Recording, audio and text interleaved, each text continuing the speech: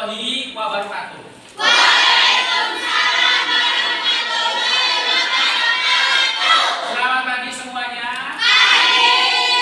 Apa kabar kalian hari ini? Alhamdulillah luar biasa, tetap semangat, terus belajar. Allahu Akbar. Luar biasa ya. Seperti biasa kalian memang selalu semangat karena kita di jam pertama memang harus semangat. Karena kalau misalkan kita malas-malasan di jam pertama ini nanti sampai jam terakhir pun kalian akan malas belajar. Jadi diawalilah dengan yang baik-baik, mengawali dengan bersemangat. Sebelum kita ke materi, Bapak ingin seperti biasa ingin mengabsen kehadiran kalian. Ya, sebelum absen kita baca doa dulu. Silakan kayaknya Maryam pimpin untuk membaca doa. Sebelumnya kita berdoa dalam hati, mulai.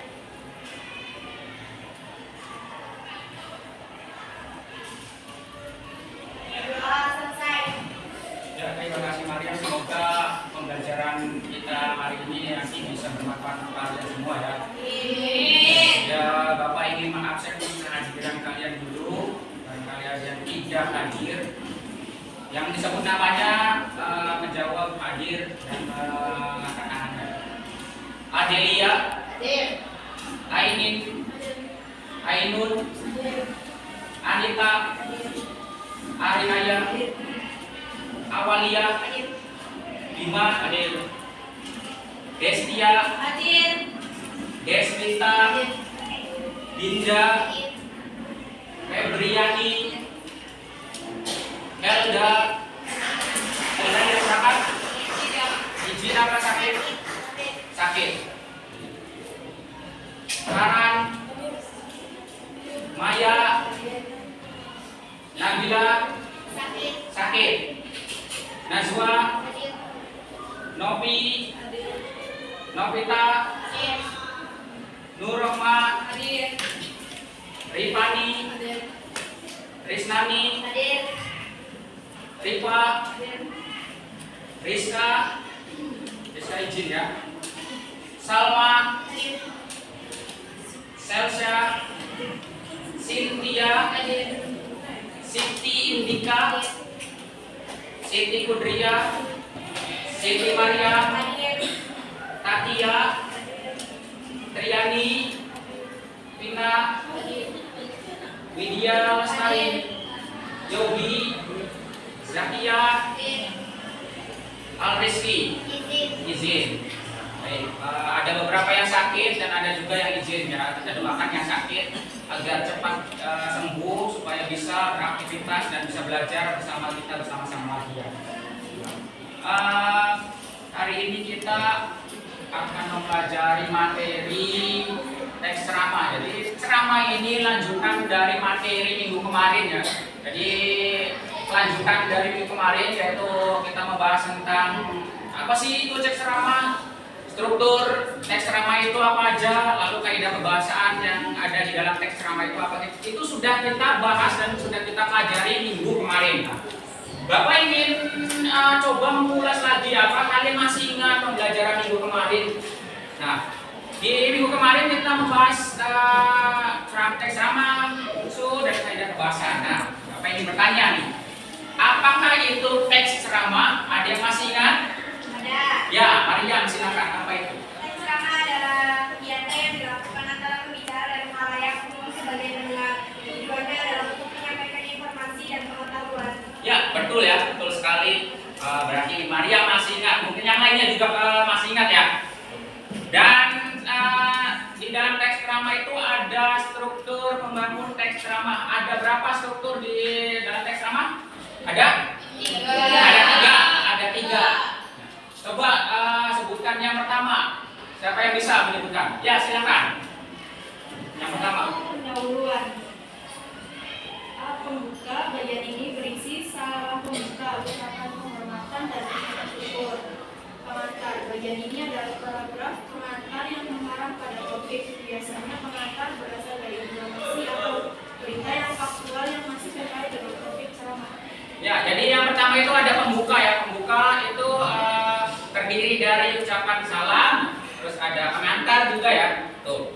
Lalu struktur yang kedua apa? Ada yang masih ingat? Ya, silakan. Isi ceramah. Isi ceramah terdiri dari Inti dan gagasan. inti dan gagasan. Itu struktur yang kedua. Yang ketiga, ya Yogi.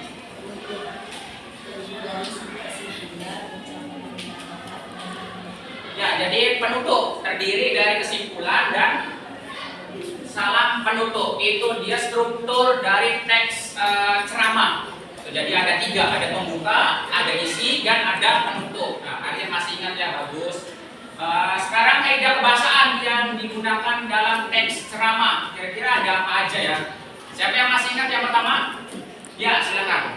Menggunakan istilah sesuai dengan topik ceramah. Misalnya topiknya tentang peringatan Sumpah Pemuda, berarti ada istilah seperti sumpah, ikat, pemuda, persatuan, dan sebagainya. Ya, betul sekali. Baik, yang kedua. Ada masih ingat? Ya, silakan. Menggunakan kata ganti orang pertama dan kata ganti orang kedua sebagai sapaan seperti saya, kami, dan kita, serta hadirin bapak atau ibu, saudara-saudara, dan anak-anak. Ya, betul. Yang ketiga. Ada, ya, silakan. Menggunakan konjungsi kausalitas kata bukan sebab akibat. Seperti dengan demikian akibatnya, oleh karena itu, maka sebab karena dan sebagainya. Ya, betul sekali. Yang selanjutnya? Ya, silakan Bima. Menggunakan kata-kata persuasif seperti diharapkan, sebaiknya, hendaklah, perlu, harus, dan sebagainya. Ya, betul. Berikutnya, ada lagi? Ya, silakan. Menggunakan kalimat kompleks majmuk, yaitu kalimat yang terdiri atas sebuah informasi atau hukum. Ya, betul. Ada lagi? Tidak ada ya. Selesai itu kaidah kebahasaan yang digunakan dalam teks ceramah yang ada di dalam teks ceramah ya. Baik. Sekarang kita akan lanjut ke pelajaran berikutnya, yaitu melanjutkan yang minggu kemarin. Di hari ini kita akan membahas masih tentang teks ceramah, tapi di KD Kompetensi Dasar 4.6, yaitu konstruksi ceramah tentang permasalahan aktual dengan memperhatikan aspek kebahasaan dan menggunakan struktur yang tepat. Jadi aspek kebahasaan itu sudah kita bahas minggu kemarin dan kalian masih ingat, lalu struktur juga sudah dibahas minggu kemarin, kalian masih ingat. Ini kompetensi dasar hari ini. Ya, selanjutnya itu ada tujuan pembelajaran kita hari ini. Yang pertama, melalui metode discovery learning, peserta didik dapat pertama menyusun kerangka ceramah permasalahan aktual dengan memperhatikan struktur ceramah secara tepat. Yang kedua, mengembangkan kerangka ceramah tentang permasalahan aktual menjadi terstruktur dengan memperhatikan aspek kebahasaan dan menggunakan struktur yang tepat. Jadi nanti secara berkelompok seperti biasa akan dibentuk kelompok. Nanti kalian membuat kerangkanya dulu ya, kerangka, lalu setelah kerangka selesai dikembangkan menjadi teks secara utuh. Itu tujuan dari pembelajaran kita. Ya, berikutnya. Nah, nanti ini akan ada video yang Bapak tayangkan dan kalian nanti menyimak video tersebut secara yang fokus ya. Setelah video selesai baru ini video yang akan ditayangkan itu video contoh ceramah. Jadi nanti kalian menontonnya lalu kalian bisa ada gambaran seperti dalam ceramah itu seperti itu caranya. Ya. Baik, nanti Bapak akan putarkan dulu.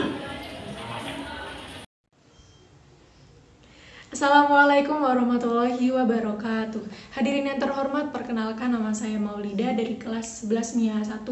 Pada waktu ini saya hendak menyampaikan ceramah, tetapi sebelum saya memulai ceramah, ada baiknya marilah kita bersama-sama agungkan puji dan syukur kehadirat Allah Subhanahu wa Ta'ala yang telah memberi nikmat kesehatan, keimanan, dan kekuatan kepada kita semua, sehingga kita masih diberi kesempatan untuk berjumpa kembali walau secara virtual di era pandemi COVID-19 seperti ini. Tidak lupa, salawat dan salam selalu tercurah kepada junjungan kita Nabi besar Muhammad SAW yang telah membimbing umat manusia dari zaman jahiliyah menuju zaman penuh ilmu pengetahuan seperti sekarang. Semoga kita tergolong umat yang mendapat syafaatnya di akhirat kelak. Amin, amin, ya rabbal alamin. Hadirin yang berbahagia, pada kesempatan ini saya, hendak menyampaikan ceramah dengan judul Mencerdaskan Anak Bangsa Melalui Budaya Literasi. Oke, mungkin kita pernah mendengar slogan membaca adalah membuka jendela dunia, yang bermakna dengan membaca kita dapat menambah wawasan mengenai dunia. Sayangnya, hal tersebut tidak sepenuhnya terrealisasi dalam kehidupan sehari-hari, khususnya di Indonesia. Buktinya, sebagian anak bangsa masih malas membaca buku dan terfokus pada gawainya untuk bermain game atau berkomunikasi dengan teman-temannya. Nah, karena minat membaca yang rendah itulah, negara tercinta Indonesia menempati peringkat kedua terendah dalam tingkat literasi dunia. Sungguh menyayangkan ya, padahal para penggiat literasi di Indonesia melihat minat baca orang Indonesia cukup tinggi, tetapi belum diwujudkan menjadi budaya yang tetap. Misalnya, ketika musim buku tiba, kan banyak aliansi yang menyelenggarakan pameran, festival, atau bazar buku, hingga banyak diskon yang tertera di sana. Kegiatan itu tentunya menarik minat orang-orang sehingga mereka hadir, dan ada juga yang membeli buku-buku tersebut. Tetapi kita tidak tahu buku itu digunakan untuk koleksi saja atau dibaca. Oke, hadirin yang saya hormati, sebetulnya apa sih yang bisa membuat orang terpikat untuk membaca buku? Menurut saya satu alasan untuk menjawab pertanyaan ini, yakni adanya rasa penasaran. Seseorang akan menggali informasi lebih dalam suatu bacaan, khususnya buku atau informasi yang tersebar di internet, ketika judul atau resensi, sinopsis, atau review, judul, tokoh, dan alur dari bacaan tersebut menarik untuk dibaca. Lalu, apa sih korelasinya terhadap kecerdasan anak negeri? Literasi itu kan berperan untuk pengembangan kecerdasan berpikir anak. Bahkan ada riset yang mengatakan kalau anak-anak yang senang membaca, khususnya membaca buku dan memahaminya, kemungkinan memperoleh daya ingat yang lebih tinggi daripada anak-anak yang enggan membaca buku. Jadi, sekarang tinggal kita yang perlu menentukan ingin mengikuti golongan yang mana. Oke, hadirin yang saya muliakan, perlu kita ketahui bersama, literasi itu bukan hanya perihal membaca, menulis, atau buku, tetapi juga berpikir kritis, menganalisa, dan memecahkan masalah. Contohnya, jika dikaitkan dengan keadaan sekarang yang penuh dengan ilmu pengetahuan dan teknologi, ada yang namanya generasi milenial, termasuk saya. Kita sebagai generasi milenial terlahir sebagai warga digital yang mengharuskan mereka paham teknologi. Yang mengharuskan kita paham teknologi. Dari situlah informasi tersebar luas di internet, sehingga generasi milenial wajib bisa mengolah, menyaring, dan menginterpretasikan informasi tersebut. Disinilah kemampuan literasi dibutuhkan agar tidak terjadi kesalahpahaman, penyalahgunaan, dan lain-lain yang bisa menimbulkan perpecahan di dalam negeri ini. Oleh karena itu, mulai detik ini, marilah kita tegakkan budaya literasi dengan cermat tentunya ya. Jadikan membaca sebagai suatu rutinitas dan jangan lupa untuk memilah bacaan yang hendak kita baca. Oke. Mungkin cukup sekian ceramah yang dapat saya sampaikan. Jika ada kesalahan, kekurangan, baik dalam perkataan atau perbuatan, mohon dimaafkan dengan sepenuh hati. Semoga ceramah ini bisa membuat kita sadar dan tergerak untuk bersama-sama melakukan budaya literasi sejak dini dan di dalam kehidupan sehari-hari. Karena kalau bukan kita yang melakukannya, siapa lagi? Oke? Terima kasih atas perhatiannya. Wassalamualaikum warahmatullahi wabarakatuh. Kalian tadi sudah menyimak atau menonton video dan contoh ceramah ya yang baik dan benar itu seperti itu. Jadi nanti di dalam ceramah itu ada ceramah yang kalian video yang kalian lihat itu sudah lengkap ya, sebelumnya ada pembukaan, ada isi dan ada penutup. Dengan menggunakan kaidah bahasa yang sesuai. Nah, nanti kalian juga akan membuat teks ceramah secara berkelompok. Nah, untuk agar kalian bisa menyusun teks ceramah dengan baik dan benar, maka Bapak akan menjelaskan langkah-langkah menyusun teks ceramah. Di sini ada 4 langkah menyusun teks ceramah. Yang pertama yang harus kalian lakukan adalah menentukan topik dulu. Jadi nanti secara berkelompok kalian tentukan topik apa yang ingin kalian angkat. Menentukan topik itu ada beberapa topik yang dapat dijadikan bahan ceramah. Itu yang pertama pengalaman pribadi, bisa mengambil dari pengalaman pribadi, hobi, keterampilan, pengalaman dalam pekerjaan atau pengalaman pelajaran sekolah. Jadi kalau dalam pekerjaan enggak ya, sekolah atau kuliah. Nah, lalu yang kedua, langkah yang kedua adalah merumuskan tujuan ceramah. Jadi setelah menentukan topik, kamu merumuskan tujuan masalahnya. Tujuan masalah itu ada dua. Pertama ada tujuan yang bersifat umum. Bersifat umum ini yang pertama memberikan informasi, terus mengaruhi, ya, persuasif dan menghibur. Nah, tujuan khususnya itu dalam ceramah ialah tujuan yang merupakan rincian dari tujuan umum. Jadi tujuan umum, tujuan khusus. Kalau tujuan khusus itu rincian dari tujuan umum. Misalkan memberikan informasi, tujuan itu memberikan informasi. Informasi apa yang ingin kalian berikan tentang apa? Itu dirinci lagi. Itu tujuan khusus. Lalu yang ketiga adalah menyusun kerangka ceramah. Menyusun kerangka ceramah itu sesuai dengan struktur teks ceramah itu sendiri. Jadi jangan sampai lupa. Tadi kalian masih ingat ya struktur dari teks ceramah itu ada apa aja. Nah, itu akan dijadikan bahan untuk menyusun kerangka ceramah. Jadi setelah menentukan topik, menentukan tujuan, dan baru disusun kerangka ceramahnya. Nah, setelah kerangka ceramah sudah tersusun, langkah selanjutnya adalah menyusun ceramah berdasarkan kerangka. Jadi kerangka sudah jadi nih. Nah, kalian nanti mengembangkan kerangka itu menjadi tulisan utuh atau teks ceramah secara utuh. Jadi ingat-ingat, pertama menentukan topik, yang kedua merumuskan tujuan ceramah, yang ketiga menyusun kerangka ceramah. Setelah kerangka ceramah disusun, baru dikembangkan menjadi teks ceramah secara utuh. Ada yang ditanyakan sampai sini? Ada. Paham ya? Ya, baik. Kalau paham kita berlanjut. Lanjut. Nah, kegiatan berikutnya kalian Bapak akan membentuk kalian menjadi beberapa kelompok, menjadikan kelompok ya. Satu kelompok terdiri dari 6 sampai 5 lah siswa. Nah, nanti cara membentuk kelompoknya berhitung dari 1 sampai 6. Setelah sampai 6 nanti kembali lagi ke 1 gitu. Bapak tunjuk, kalian sebutkan nomornya ya, ingat ya. Kalau sudah 6 kembali lagi ke 1. Siap? Siap. Bapak tunjuk, kamu sebutkan angkanya. Ya, dari sini.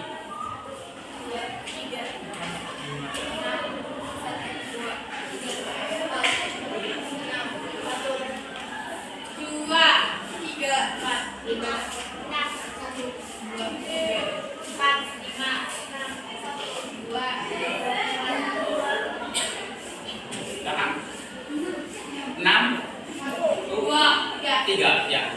Nah, sekarang diingat-ingat kalian tadi dapat angka berapa? Diingat-ingat. Nah, silakan sekarang kalian berkumpul dengan nomor atau angka yang sama, berkumpul menjadi satu kelompok. Ya, dimulai dari sekarang. Ayo silakan. Yuk berkumpul diri. Ya, ini kelompok 1, silakan LKPD-nya. Kelompok 2, kelompok 3 di LKPD ya. Kelompok 4, kelompok 5 dan kelompok 6. Silakan